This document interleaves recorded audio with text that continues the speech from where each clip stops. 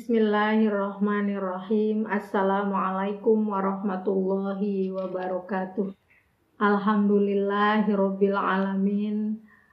Hamdan yuafi ni'amahu wa yukafi mazidah. Ya Rabbana lakal hamdu kama yanbaghi li jalali wajhika wa azimi sultani.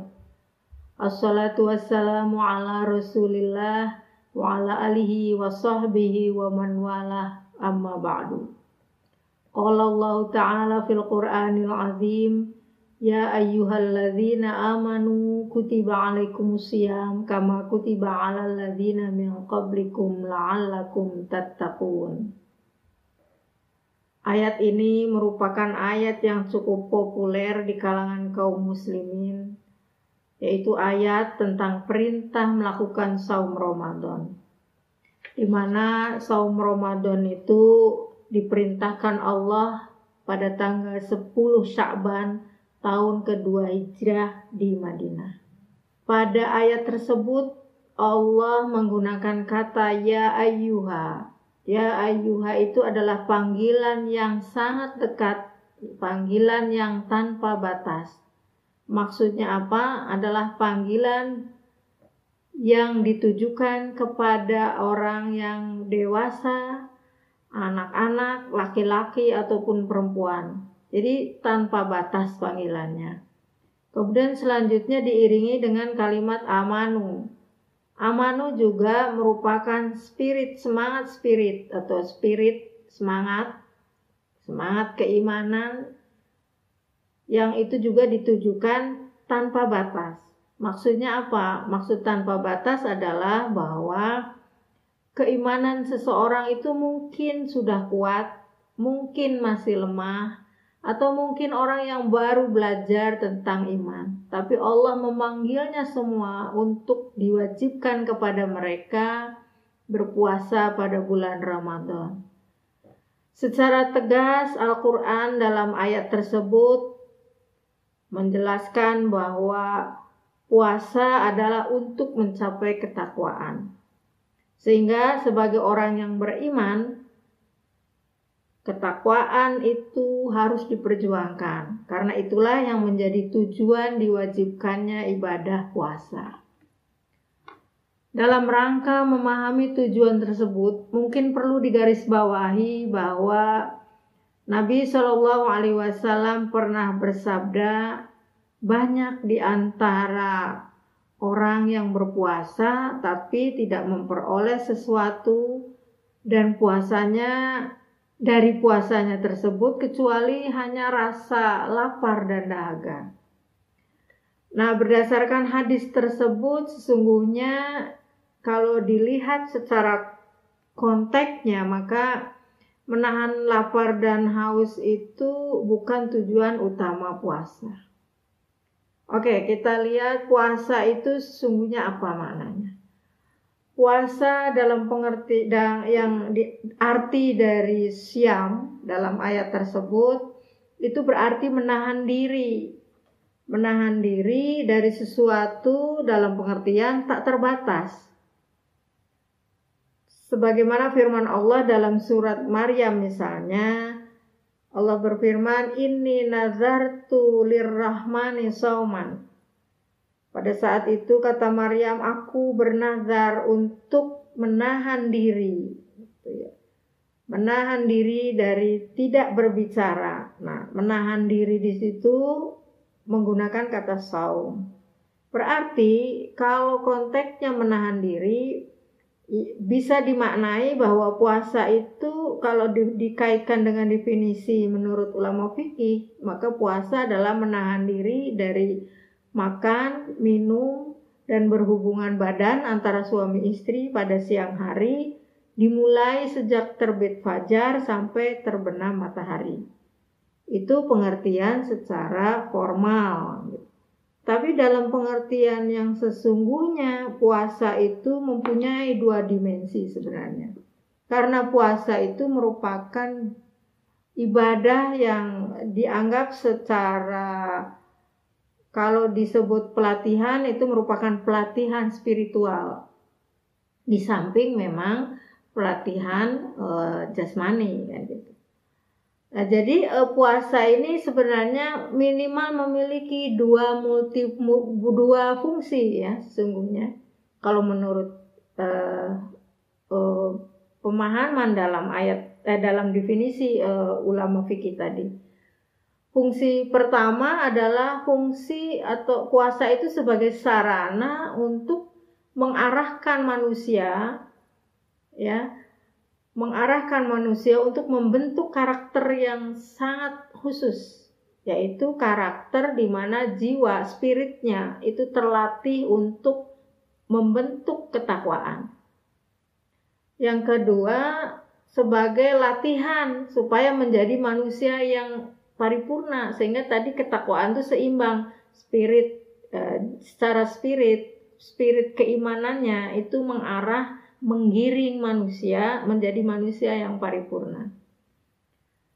Ya tentunya keduanya baik itu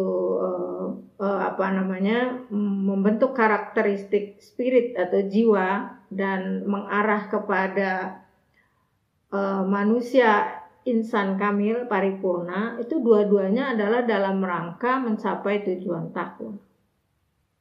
Itulah makanya puasa Ramadan itu merupakan puasa yang unik sesungguhnya. Kenapa dikatakan unik? Karena puasa merupakan rahasia antara pelakunya dengan Allah Subhanahu wa Ta'ala. Sebagaimana di dalam hadis qudsi Allah berfirman yang artinya semua amal anak Adam itu untuk dirinya kecuali puasa, karena puasa adalah untukku kata Allah, dan aku yang akan memberi pahala atas puasa tersebut. Jadi puasa Ramadan itu sesungguhnya merupakan latihan spirit dan mengarah manusia kepada manusia insan kamil. Nah, dengan dua karakter inilah maka sesungguhnya puasa itu bisa membangun kesolehan manusia itu bisa membangun dirinya sebagai manusia yang bisa membangun kesolehan secara individual dan bisa membangun kesolehan secara sosial. Ibadah puasa dalam pengertian memiliki kesolehan individual itu ya mestinya juga akan melahirkan kesolehan sosial, karena dua fungsi ini itu saling berhubungan. Kalau disebut dalam firman Allah itu disebut dengan hablum minallah wa hablum minannas gitu. Jadi ada dua ikatan yang tidak dipisahkan. Kalau manusia secara pribadi sudah bisa membentuk kepribadian yang soleh, maka otomatis akan mencerminkan diri kesolehan sosial di masyarakat dan lingkungannya gitu. Nah, sebagai contoh misalnya bahwa di dalam puasa itu kan ada tadi kalau definisi menurut ulama fikih bahwa di dalam puasa itu bisa membentuk pribadi yang dapat menahan diri dari hal-hal yang bersifat jasmani, seperti tadi puasa menahan diri dari makan, kemudian menahan diri dari minum, menahan diri dari berhubungan badan. Itu kan sesungguhnya kalau dimaknani secara teks adalah sangat fisikal gitu, sangat ada kaitannya dengan fisik. Tapi kemudian di satu sisi walaupun bentuknya sangat fisikal, tapi Allah memberikan gambaran itu sebagai latihan bahwa ketika kita sudah bisa menahan diri dengan berbagai hal yang buruk gitu ya. Dalam pengertian yang buruk itu artinya menahan diri untuk tidak makan, tidak minum, bukan berarti buruk seperti itu. Tetapi buruk dalam pengertian bagaimana kita bisa mengendalikan dari hal-hal yang memang dilarang oleh Allah pada saat siang bulan Ramadan. Nah, hal ini menunjukkan bahwa latihan tersebut itu berdampak untuk membentuk karakter pribadi menjadi manusia yang soleh, yang kesolehan pribadinya itu akan terlatih gitu. Nah, dari kesolehan pribadi maka akan muncul kesolehan sosial. Karena dengan simbol-simbol tadi, menahan diri makan, dari minum, ya, bagaimana rasanya kalau orang tidak makan, bagaimana rasanya kalau orang tidak minum, itu merupakan latihan untuk membangun empati, membangun bagaimana jiwanya merasakan kalau orang lain tidak makan, tidak minum dalam kondisi tertentu, maka akan terbangun rasa empatinya, rasa sosialnya akan terbangun. Itulah sebabnya kalau saya mengutip pendapat Quraish Shihab mengatakan bahwa puasa itu sesungguhnya meneladani sifat Allah. Nah, sifat Allah yang seperti ini, misalnya menahan diri dari makan dan minum, yang itu membangun empati. Di dalam surat Al-An'am ayat 140, Allah mengatakan bahwa membangun empati sesama manusia, kita dapat merasakannya bagaimana jika orang yang memiliki makanan dan minuman, ya, tetapi kemudian dia tidak dibolehkan untuk makan dan minum.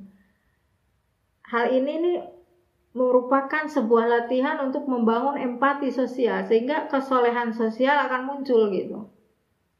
Oleh karena itu pada bulan Ramadan ini jiwa empatinya akan terbangun dengan berbagi, ya. Itulah sebabnya puasa Ramadan seringkali dianjurkan banyak bersedekah, ya kan, infak dan mengeluarkan zakat.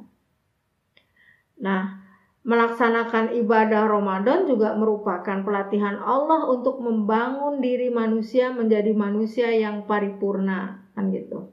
Ini yang nanti akan terbentuk kesalehan sosial. Paripurna seperti apa? Karena manusia setelah berpuasa itu kan dia akan lahir menjadi manusia yang suci, seperti bayi tanpa dosa. Anggaplah bahwa puasa ini sebagai Allah memberikan perumpamaan, misalnya pada makhluk-makhluk yang lain selain manusia juga sesungguhnya ada ritual-ritual seperti ini. Katakanlah kita lihat fenomena misalnya Allah memberi gambaran pada kupu-kupu, ya. Kupu-kupu itu kan dari jenis makhluk yang tadinya tidak bisa terbang, ya kan. Kemudian dia mengasingkan diri dalam kepompong, tidak makan, tidak minum mungkin kalau manusia gitu. Tapi kepompong juga perlu ada interaksi dengan luar, tapi dia diam dalam kepompong.